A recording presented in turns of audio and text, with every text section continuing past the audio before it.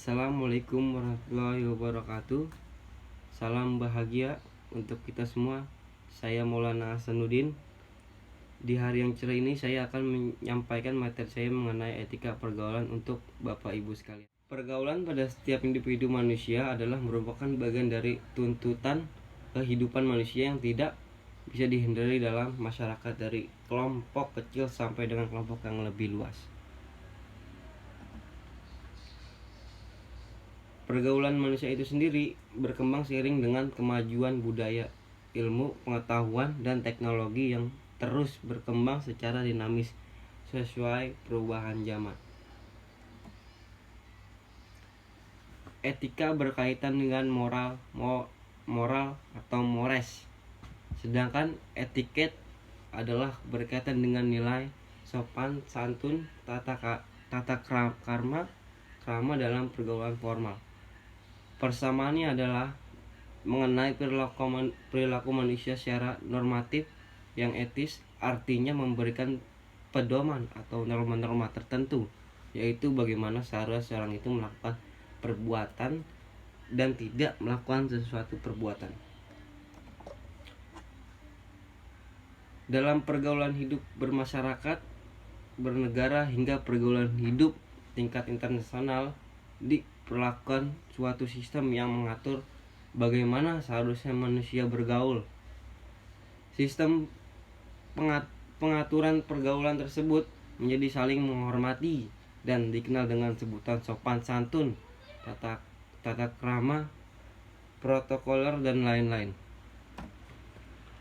Pergaulan memiliki pengaruh yang sangat signifikan dalam membentuk kepribadian, akhlak, dan tingkah laku manusia. Seseorang akan ikut sifat sahabat-sahabatnya melalui pengaruh spiritual yang membuatnya mengikuti tingkah laku sahabatnya. Pergaulan itu erat kaitannya dengan kemampuan. Kemampuan di sini artinya bukan hasil bawaan dari lahir, tapi merupakan kapabilitas yang diraih dari usaha dalam mengembangkan diri, atau disebut developmental process. Pergaulan itu tidak identik dengan banyak ngomong atau sedikit ngomong. Tidak identik dengan apakah Anda seorang pendiam atau tidak mendiam. Prinsip yang berlaku dalam pergaulan adalah bagaimana kita berkomunikasi dengan orang lain dan bagaimana kita menjaga hubungan itu. Karenanya, jangan heran apabila menjumpai ada orang yang banyak ngomong tetapi pergaulannya sempit.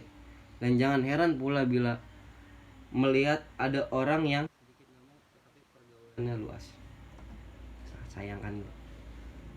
Saya bilang yang disebut melatih kepedulian, terus fokuskan pada pengembangan dialog dan suasana, menghormati privasi orang lain, lihat orang lain yang lebih berhasil, tingkatkan prestasi Anda.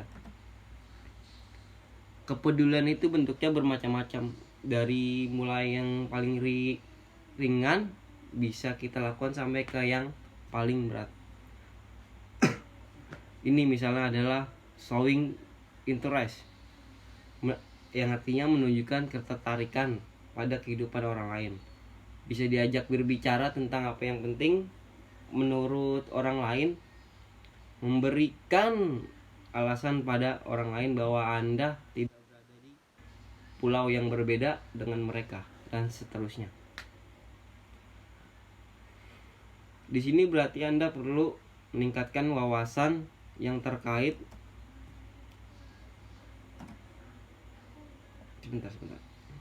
wawasan yang terkait dengan beberapa topik utama lingkungan Anda. Fokuskan pada pengembangan dialog dan suasana. Terlalu memikirkan diri sendiri dan terlalu membuat penilaian atas orang lain pada saat pembicaraan berlangsung, ini bisa mengganggu suasana. Itu dengar. Karena itu, fokuskan pada suasana topik pembicaraan dan kehangatan dialog. Bagaimana caranya? Di antaranya adalah yang bisa kita pelajari dengan menggunakan kaidah 5W 1H, yaitu what, where, why, when, dan how. Mendengarkan dan mengungkapkan, memunculkan humor atau guyonan yang mendukung dan sesuai kebutuhan. Terus saya lanjut dengan menghormati privasi orang lain. Setiap orang itu biasanya memiliki 3 wilayah kehidupan. Pertama adalah wilayah publik, diketahui secara umum.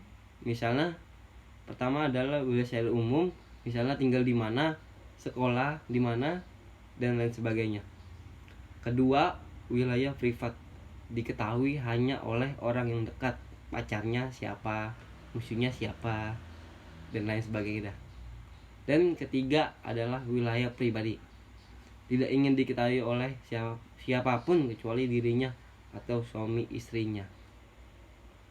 Untuk kepentingan kelancaran bergaul, akan lebih oke kalau kita memfokuskan diri untuk mengetahui hal-hal yang memang orang lain merasa nyaman untuk diketahui. Itu lagi, lihat orang-orang lain yang berhasil.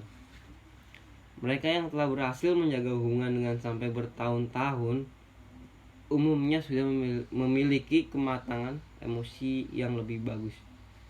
Ini bukan berarti mereka tidak pernah konflik, gap, berbeda pendapat, dan lain-lain.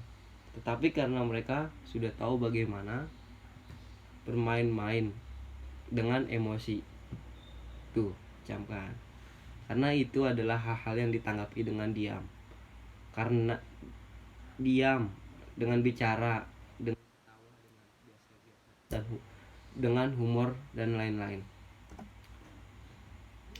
Selanjutnya, menggunakan etiket dalam pergaulan. Dalam kehidupan sehari-hari kita harus selalu memperhatikan etiket dalam melakukan suatu tindakan. Misalkan dalam berkomunikasi dengan seseorang, kita harus memperhatikan etika komunikasi yang baik. Selanjutnya, tingkatkan prestasi Anda. Ini adalah kunci untuk mengatasi masalah-masalah kejiwaan umum itu. Semakin banyak hal-hal positif yang bisa Anda relasikan dari diri Anda, maka semakin baguslah Anda merasakan diri Anda. Bagaimana kita merasakan diri kita akan terkait dengan bagaimana kita berhadapan dengan orang lain. Karena itu menurut teori kesehatan mental, orang yang sedang depresi punya perasaan negatif terhadap diri sendiri atau orang lain, keadaan atau Tuhan, tidak bisa membangun hubungan dengan orang lain secara positif dan konstruktif. Demikian akhir presentasi saya. Semoga bermanfaat untuk kita semua. Saya Maulana Sudin pamit undur diri. Assalamualaikum warahmatullahi wabarakatuh.